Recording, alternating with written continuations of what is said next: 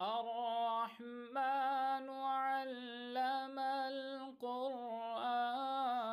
اعوذ باللہ من الشیطان الرجیم. بسم اللہ الرحمن الرحیم.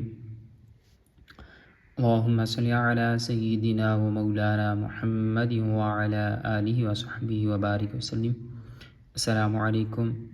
ہمارا سوال و جواب کا سلسلہ جاری ہے.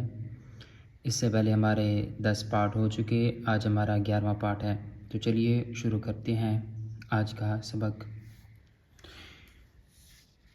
صاد وقف کی کون سی علامت ہے اور اس پر کیا کرنا چاہیے؟ یہ وقف مرخص کی علامت ہے. یہاں ملا کر پڑھنا چاہیے. جب تلاوت قرآن پاک کے درمیان تلاوت ہم کر رہے ہوتے ہیں اور قرآن پاک کے اندر وقف صاد آ جاتا ہے، چھوٹا سا صاد لکھا ہوتا ہے، تو اس وقف کو وقف مرخص کہتے ہیں. اور جب یہ وقف آ جاتا ہے تو یہاں بہتر ہے کہ ملا کر پڑھا جائے. لام پر وقف کی وضاحت فرمائیں. اگر آیت کے اوپر لام جیسی گول آیت ہوتی ہے اور اوپر لام لکھا ہوتا ہے چھوٹا، تو ٹھہرنے اور نہ ٹھہرنے میں اختلاف ہے. آیت کے علاوہ لام لکھا ہو تو نہ ٹھہرے. اگر چھوٹا لام قرآن پاک کی تلاوت میں کہیں لکھا ہوتا ہے تو وہاں نہیں ٹھہرنا چاہیے. آیت کے اوپر ہے تو پھر ٹھہریں تو بہتر ہے، نہ ٹھہریں تو بھی کوئی حرج نہیں. اس میں تو اختلاف ہے. اعادہ کسے کہتے ہیں؟ وقف کرنے کے بعد پیچھے سے ملا کر پڑھنے کو اعادہ کہتے ہیں. جب ہم وقف کرتے ہیں تو پھر پیچھے سے جب ملا کے پڑھتے ہیں تو اسے اعادہ کہتے ہیں. ایک حرف یا اسے پیچھے 2 3 جتنے بھی حرف ملا کر ہم پڑھیں گے تو اسے اعادہ کہیں گے. سنتوں کا پابند اور نیک بننے کے لیے کون سا وظیفہ پڑھنا چاہیے؟ یہ بہت اچھا وظیفہ اور کار خیر ہے.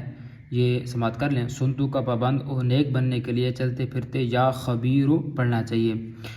اگر آپ چاہتے ہیں کہ سنتوں کے پابند بنے یا اللہ کی راہ میں نیک بنے تو پھر آپ کو چاہیے کہ چلتے پھرتے یا خبیروں کا ورد کریں. علم کے 5 درجات کون سے ہیں؟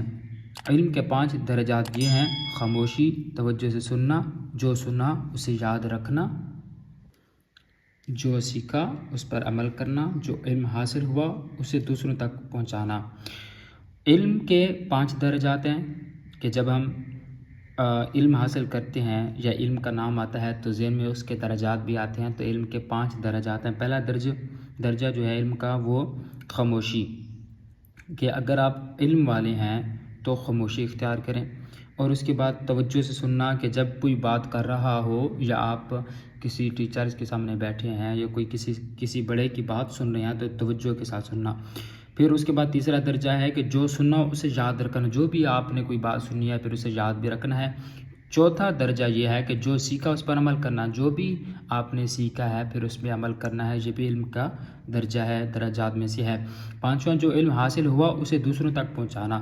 نہ صرف علم حاصل کر کے بیٹھ جانا یا خود اس پہ عمل کرتے رہنا نہیں، بلکہ جو سیکھا ہے پھر اسے دوسروں تک بھی پہنچانا ہے. امید ہے آج کا سبق سمجھ آ گیا ہوگا. انشاءاللہ ملیں گے اگلے سبق میں. تب تک اپنا خیال رکھیے گا. اللہ حافظ.